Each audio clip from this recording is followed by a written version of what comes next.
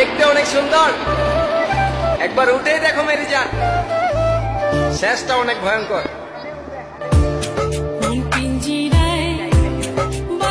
আমি ঘুড়ির মতো আকাশে উঠতে চাইছিলাম, হঠাৎ একটা টাওয়ারে আমার সুতাটা প্যাঁচ খাইছে, তারপর নিচে বইরে আমার স্বপ্নগুলা সব শেষ হয়েছে।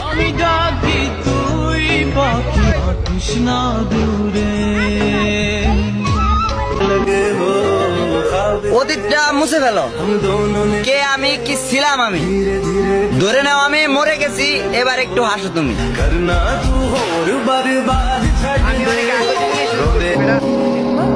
শুকনো পাতার মতো ঝরে গিয়েছিলাম আমি, খুব যত্ন সহকারে তুলে নিয়ে গেলে, তাও আবার পুরানোর জন্য তুমি।